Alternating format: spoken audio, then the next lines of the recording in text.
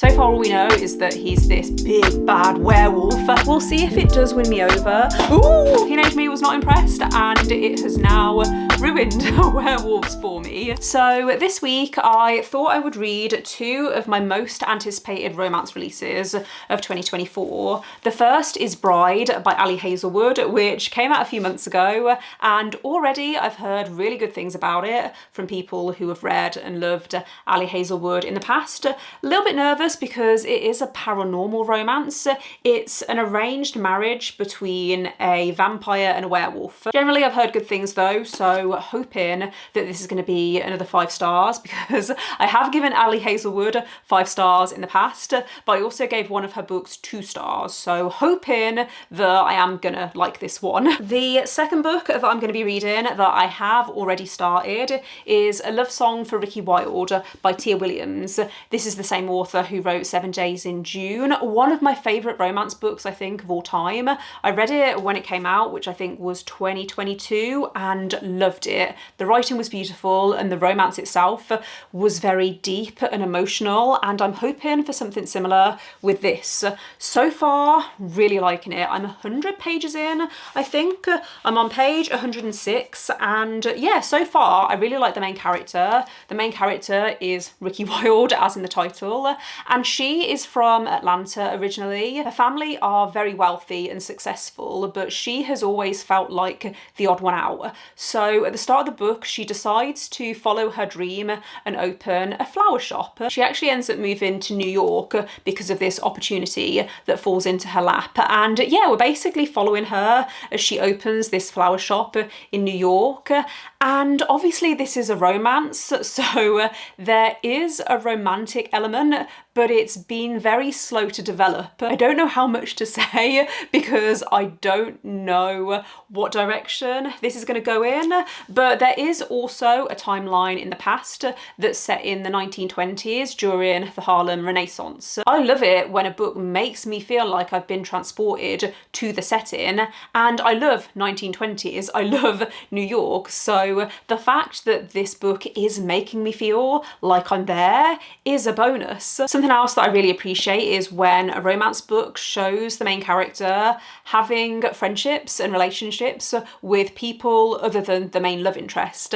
And the relationship between the main character and her landlady is so precious, and she also has like a friend that she's acquired since moving to New York. It just makes the main character feel like a real person. So yeah, very, very excited to carry on reading this. I think I might pop into town today because it is currently Sunday, and yeah, I fancy going out for a coffee, so I might take my book with me, or I might listen to my audiobook and then read this when I get back. But so far this is giving me 5-star feelings, which is great considering that it is one of my most anticipated romance releases for 2024. I think there's another universe where I haven't yet felt pain, and maybe in that other universe I'm a flower and you're the rain. I think somewhere in a different life I'm still 7 in 2nd grade, and I'm so happy that I feel alright, and that I haven't met my brain.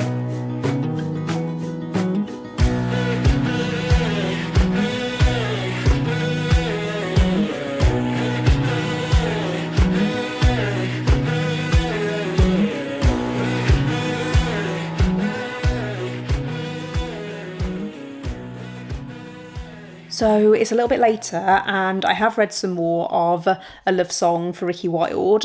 I am over halfway through now. I don't know whether you're going to be able to see that, but I read around 20 pages while I was in town earlier, and then I got home and I read some more, but I'm over halfway through now. This is my favourite type of romance. I'm going to have to be really careful what I say about the plot because I feel like this is the kind of book that would be best enjoyed not knowing too much. I went into this not knowing anything other than pretty much what I've said already. We're following this main character who has moved to New York, opened a flower shop, and she's now met this mysterious man.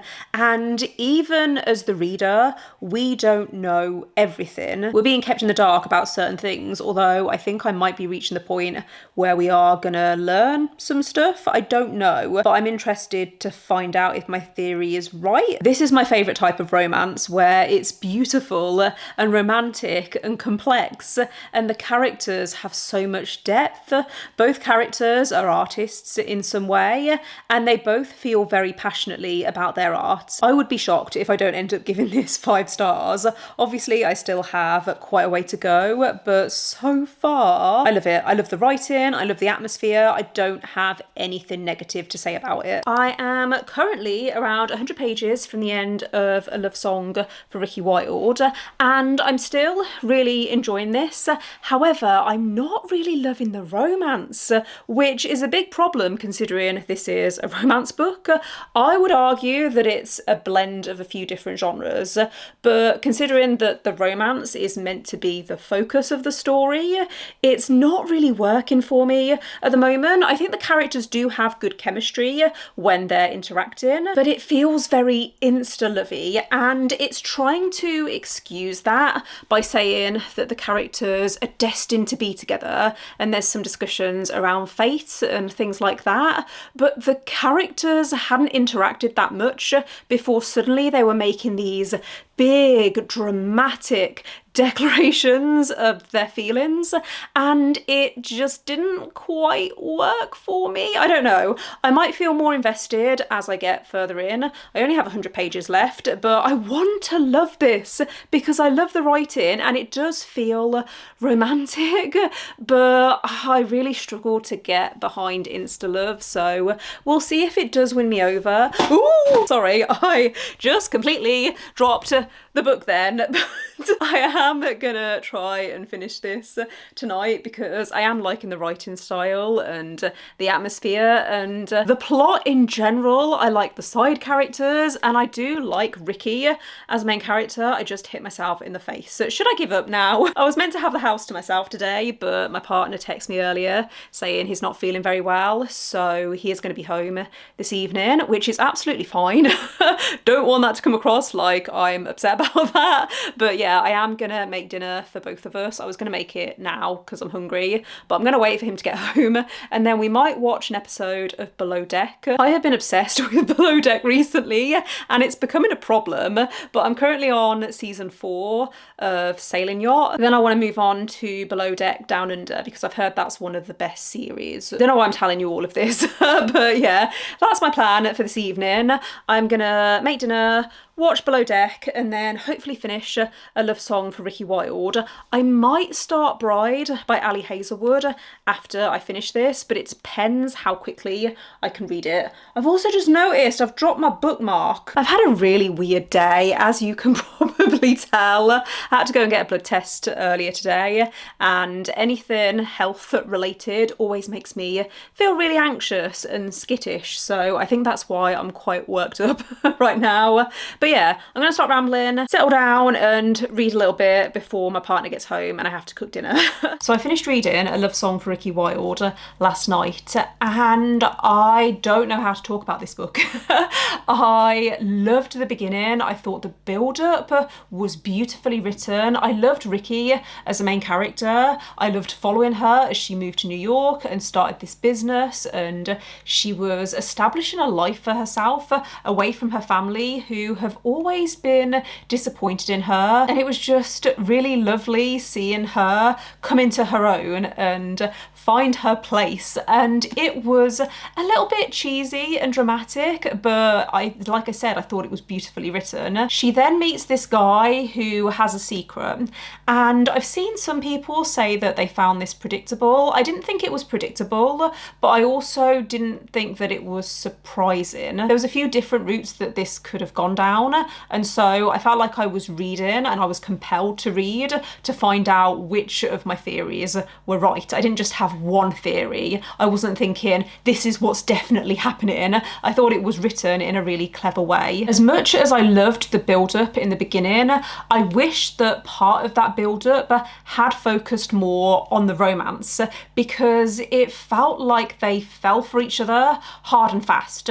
And some people would be okay with that. It wasn't that I hated the romance, because when they were together, I could feel the chemistry and I could feel the feelings that they had for each other. But in the back of my mind, I was thinking, you've not known each other that long and you're already feeling so strongly. And I think it would have felt more satisfying if we'd seen more of their relationship build up. I would still really strongly recommend this because I thought it was a beautiful love story, and I loved the way that music was used in this. It just didn't quite give me that 5-star feeling, and so I was a little disappointed, but I will continue to pick up Tia Williams's books because this was so beautifully written. I think there were just certain elements that didn't quite work for me. I finished this quite late last night, so I didn't end up starting Bride by Ali Hazelwood, but I am going to start this tonight, and then I'll let you know my initial thoughts and feelings. I do have high hopes for this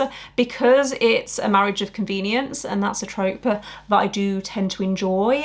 It's paranormal though, and I can't even remember the last time I read a paranormal romance. Maybe From Blood and Ash? Have I read anything else recently? Serpent and the Wings of Night actually has vampires, and that is one of my favourite books of the year so far, so we'll see how this goes.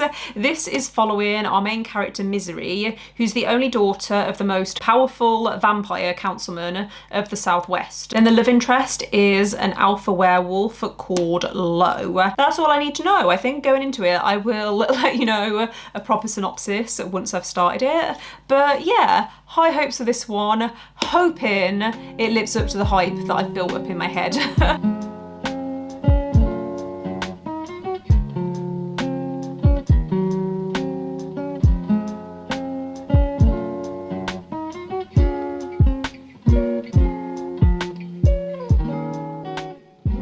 Am I going to be able to film this update before my camera battery runs out? That is the question.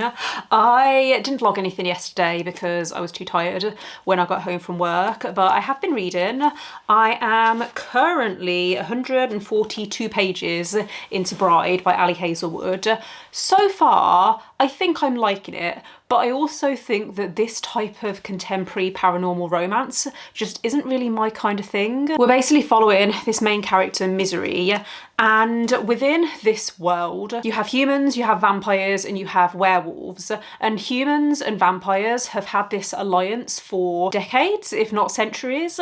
However, there's now a new human governor who doesn't want to renew this alliance. So the vampires panic and they decide to form an alliance with the werewolves instead. And as part of that alliance, Misery, who is the daughter of the councilman of the vampires, she is required to marry the alpha of the werewolf pack. She does volunteer to do this, it's not like she's forced into doing anything, and she does have an ulterior motive for why she wants to infiltrate the werewolf pack. I'm trying to stay open-minded, but the thing that I don't think I like about a lot of contemporary paranormal romances is the whole concept behind the mating bond, and I think this is going to go down that route. I don't know how to phrase this, but I don't like being told that characters are only attracted to each other because of some magical bond. It feels lazy to me, even though I know that it's not lazy because it's just one of those elements that are present in these types of stories. So it's a me thing. I don't think it's a book thing. I think it's just a me thing and what I prefer to read. I'm okay with it as long as there's also good chemistry between the characters and there's fun banter and we see other reasons why they're drawn to each other. I just don't want the mating bond to be the main reason why things are progressing. I do like forced proximity though, which this does have. So yeah, mixed feelings at the moment. I do like the main character Misery, but we haven't really seen that much of the love interest yet. So far all we know is that he's this big bad werewolf, and we also know that he has a younger sister who he adores. Something else as well, which has popped up in this book that seems to pop up in every single Ali Hazelwood book, and that is the main character assuming something about the love interest. Sometimes they do have a good reason for assuming this thing, but it's like they become so fixated on it that they refuse to even think about the possibility that they're incorrect. I don't mind the direction that the plot is going in. There is a mystery surrounding something. I don't know whether I should say, but there's a mystery that the main character is trying to solve, and it looks like the love interest Lo is going to help her with that. So that is intriguing me. I am enjoying this. I feel like I've been quite harsh on it so far. It's fine. I am liking my time reading it, and I'm hoping to read some more this evening. I do also at some point need to pop to the library because I had an email last night saying that my hold for Happy Place by Emily Henry has come in, and I wasn't expecting it to come in this soon. When I requested it, my library didn't even have a copy in stock, but I thought I'd put my name down for when they did get a copy in. Wasn't expecting it to be this quickly, so now I'm panicking because it's only the 2nd of the month and already I am feeling a little bit overwhelmed by my TBR. Part of me was thinking, do I try and read Happy Place for this vlog because it does fit the theme? It's one of my most anticipated romance releases for 2024, but I think that is a little bit too ambitious, so I might save it for later in the month. I am planning on reading a lot of fantasy books in May, so it'll be nice to have a romance book to break things up a little bit. It's now Friday lunchtime. I'm about to head out for what is probably going to be a very rainy walk, but I'm feeling really sluggish and bloated today. I think because I had pizza last night. I was meant to cook, but my partner ended up working late and he'd picked up the ingredients on his lunch break, so I had nothing to cook last night. So I'm going to make that recipe today instead. It's one of my favourite recipes that I found through TikTok. It's called lasagna soup and it tastes exactly like lasagna, except it takes half the time. It's great. So I'm making that for dinner this evening. And then I'm also hoping to finish Bride by Ali Hazelwood tonight. I think I have about 200 pages left and I'm enjoying it a lot more now that I'm a little further into it. The main characters are interacting a little bit more. There was a scene that I just read where they started to open up to each other and it was really lovely to read because the main character is quite standoffish. Is that the right word? She's very sarcastic and not serious, and it was sweet seeing her be a bit more vulnerable, struggling to say that word. We'll see if I actually do finish it tonight. If I don't finish it tonight, then I will finish it tomorrow morning and then wrap up this vlog.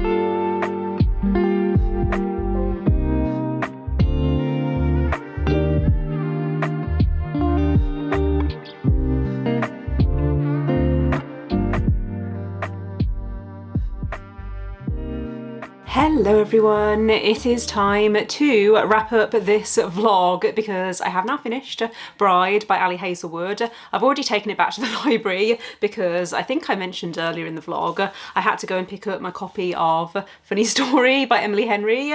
So excited to read this. I am really tempted to pick it up in a few weeks. My May TBR is really overwhelming, but it's very fantasy heavy, and I think having a romance to break up the fantasy is going to really help. So hoping to finish this, wow, hoping to read this in a few weeks. The thing that I'm struggling with this month is I've got a lot of physical books that I need to read for my TBR, but I'm going on quite a long train journey in a couple of weeks and I need ebooks that I can read during that journey. So I'm trying to shift things around and make sure that I have the ebooks to read when I'm on that journey, and then I can finish off any physical reads once I'm back, because I don't want to be taking hardbacks on a train with me. I feel like I'm rambling when the whole point of this update is to tell you my thoughts on Bride by Ali Hazelwood. So I finished this morning. I ended up really enjoying it a lot more than I was expecting, considering I wasn't really enjoying the beginning. I really liked the relationship that developed between the two main characters, and I liked the political plot that went alongside it. The last 100 pages kind of lost me, so I am going to give it 4 stars. Without going into spoilers, there's something that the love interest did or said, and it really irritated me because I didn't think that it needed to be said. It felt a bit sloppy the way that it was handled, so that kind of annoyed me. And also the ending, not like the very end, but the conflict that happened, it felt a bit over the top, and I'm not a big fan of pantomime villains, so that was the main issue that I had with the ending. And I think I also mentioned I am not the biggest fan of the whole fated mates trope. I blame Stephanie Meyer for this because I still haven't forgiven her for what she did to a certain character in Twilight. Teenage me was not impressed, and it has now ruined werewolves for me. Saying that though, I wasn't expecting certain things within this book, and I didn't mind actually the way that it was handled. Not sure whether I'm going to pick up the next book, if there is a next book. The way that it ends, it felt like it was setting things up for a sequel, so possibly if it gets good reviews then I'll pick that up. But yeah, as much as I enjoyed my time reading this, I can acknowledge that it's not really my kind of thing. I feel like this is going to be a one-off. I don't think I'm going to go out and read loads and loads of shifter romances. But I guess that does bring me to the end of this read and vlog, so thank you for watching. If you made it this far, let me know in the comments what are some of your most anticipated romance releases for 2024, because I feel like all of mine have now been released, so I could do a follow-up to this vlog where I read more 2024 romance releases. Let me know if that's something that you would be interested in, but otherwise don't forget to give this video a thumbs up if you liked it, and click subscribe if you'd like to see more videos from me. But otherwise I will see you next time. Bye.